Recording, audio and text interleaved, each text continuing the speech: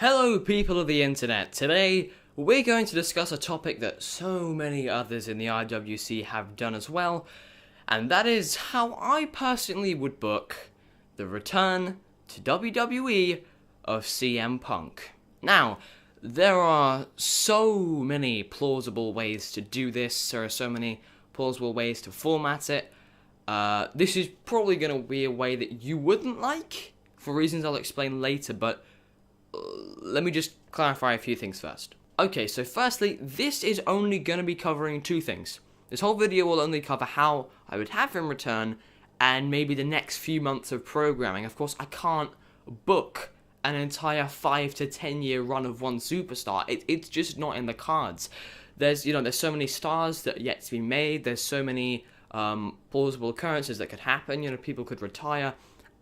There's just so many variables that I can't control. Even doing this is within the realm of reality, even if they were willing to return Punk, and even were willing to do everything I suggest in the video, it probably wouldn't happen because of all the things that would need to take place for it to occur. But okay, enough of the explaining. Let's just start where we are today. So, as of right now, it is the 2nd of August, 2017. Currently, the Universal Champion is Brock Lesnar, and he's going to be facing Braun Strowman in a match, and no mercy.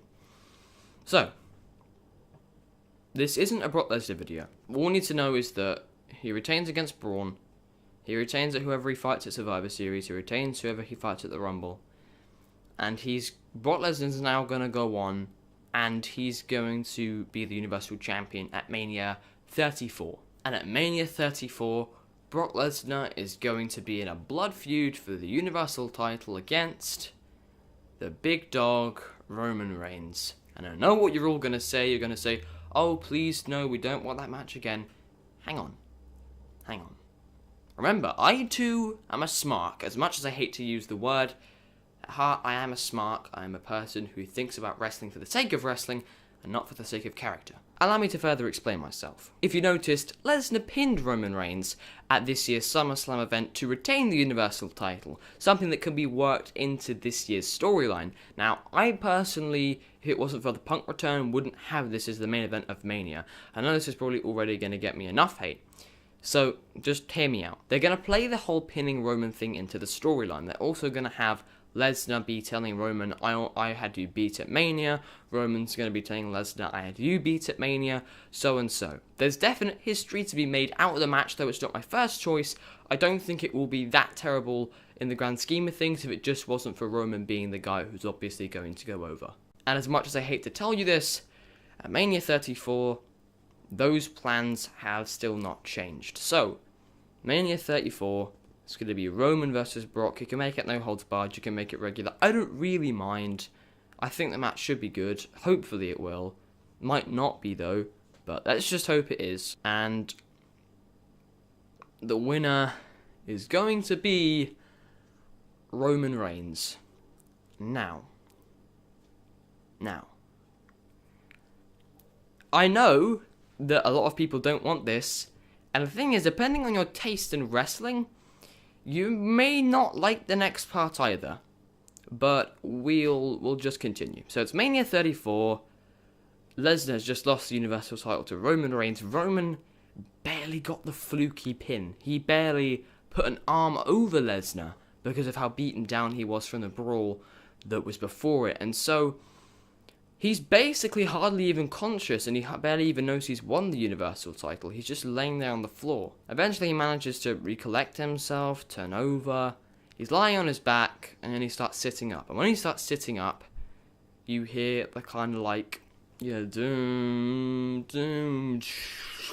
no chance. So that's what, it's Vince. And so, I know this seems really fucking stupid, admittedly, for a Mania main event, but just Vince comes out, and he just stares down the probably 100, 200, 3,000 foot ramp at Roman as the fireworks stop going off. The moment stops, the music dies, everyone's silent in anticipation of what Vince is about to say. Vince just says, as much as I hate to do this, actually, you know what, screw it. I'd love to do this.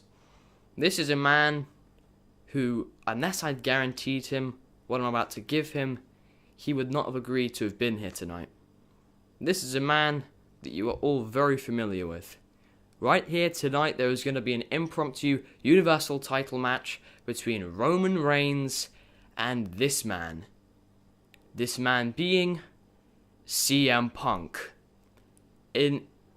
If Punk returned at Mania 34, so in a Mania crowd, I'd say it'd probably be the biggest pop of all time. It'd probably be probably. There are no bigger crowds than Mania crowds, and if it's Punk that's coming back, that place will absolutely erupt. I don't see anything in the modern era that's gonna get, not even Daniel Bryan returning, not Hardy winning the world title, not AJ Styles winning the world title. There's nothing that will beat the pop that if CM Punk came out, and if he just runs in there, GTS's Roman, and picks up the win, that would be an insane moment. Now, here's the thing that people are not gonna like. So I know that it's a kind of bullshit, because we all hate Mania 9, because Hulk Hogan came out, claimed that he had a match for the Universal title, not the Universal title, claimed he had a match for the WWF Championship, and beat Yokozuna for it in 11 seconds. Now, that admittedly did suck, because people wanted Bret Hart to win. However, if the roles are reversed, I think at least, while it is a bit cheap to just have Punk waltz in and steal the victory, the way that people hate Roman and the way people love Punk, the effect will be reversed. People don't care that it's not cheap. They care that Punk's back, and they care that he's Universal Champion. Fucking fly. Now, obviously, I don't think it's the ideal way to do it, but the thing is about CM Punk, while I think it's a great idea to have him just come out and attack someone, like how Adam Cole debuted, or like how Hulk Hogan returned in 2004, I just have a thing for people returning and winning titles. That, for me, is what made the Hardys return so great. Actually, it's not even people returning and winning titles. If you return and you're in a match, that's way better than if you just return in a segment. I'm not saying that people who return for a moment isn't good. Rollins had an amazing return at Extreme Rules. Aforementioned Adam Cole had a great debut. But just for this moment alone, just Punk becoming Universal Champ at Mania, I don't think... So this is the thing, because I don't want to return Punk on free TV. That would suck. If he returns on free TV, that just sucks. And if you return him on pay-per-view, you can't really do it in anything other than a match capacity. And I don't see anything more fit than for him to win the world title at Mania, get the main event he strived for. But that's enough on the issue. That's what I'm going with. That's the direction I'm going in. You're going to have to deal with it. Next pay-per-view is Payback. Both former champions are riled up. You know, they haven't gotten their rematches that they deserve. So Punk says, fine, I'm taking on all comers. Punk is a face, by the way. I think he's a better heel than a face, but you can't really return CM Punk and have him turn heel straight away, so... I mean, you can't, so... It's just going to have to settle for now. Punk just straight up says, I don't care, fine, triple threat match at Payback. So it's Reigns versus Punk versus Lesnar. Of course, Lesnar retains, not by bullshit. I'd have him pin Roman, because I think that would just be better than Brock, because we can save that for later. Speaking of which, at Extreme Rules, Roman says, fine, I was the last WWE champion, I want my one-on-one rematch. Punk says, yeah, cool, go ahead, mate. And then he beats him. He beats Reigns 1, 2, 3. Clean as a whistle. The crowd would go absolutely insane. Then I'd also have him... So the pay-per-view in 2018 that would come after Extreme Rules, if in 2017 it was Payback Extreme Rules. Great balls of fire. No. I'm going to rename Great Balls of Fire for the July pay-per-view, and I'm going to call it Bad Blood, and I'm going to have CM Punk vs. Brock Lesnar and a Hell in a Cell match, because that would be fucking amazing. That would be so good. Then it's June, July, and what I would have... Here's the key part. what I would have is I would have CM Punk beat Lesnar in Hell in a Cell, at which point he is attacked by a cloaked individual. Now, I'm not going like full Ministry Taker. I don't even mean cloaked. I mean someone who's just wearing all black shirt, black trousers, black shoes, black gloves, black mask. We don't know who they are. It's not like a balaclava or anything. It's just a full face mask. It's not in the least bit cartoony. It's anonymous. It's cool. And you make sure you see the least of this person as you can.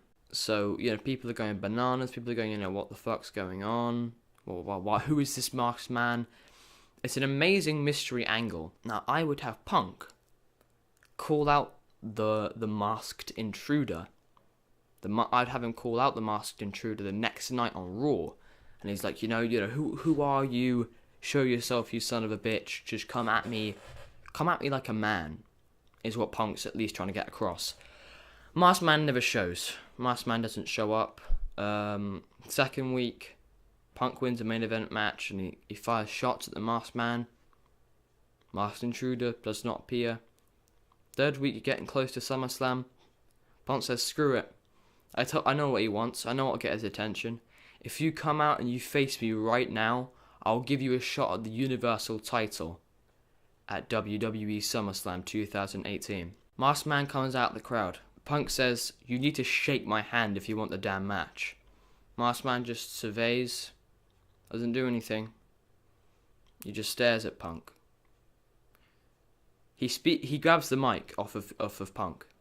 He speaks with a distorted voice. He says, if I have to shake your hand, I'm not doing it. I think we both know that you need me a lot more than I need you. If you want me at SummerSlam, you're going to have to shake my hand. He puts out his hand. Punk willingly shakes it. They settle their match on the 4th week, and it's set for SummerSlam. They go for a contract signing on the 4th week. Punk willingly signs. He's the first one to come out. He says to the Masked Man, come out here. He says, come out. He comes. The lights go out, they come back on, he's in the ring. He does nothing but sign the contract and he starts walking away. Punk says, that's it? That's it, you're not going to do anything? So then he turns around and he just says, you're not worth my time. I'm coming for you at SummerSlam. Starts walking down the ramp again. Punk says, oh, that's fine.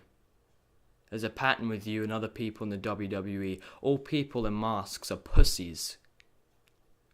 And he turns around, runs up the ramp. He stares at Punk. He says, you don't know who you're messing with, do you?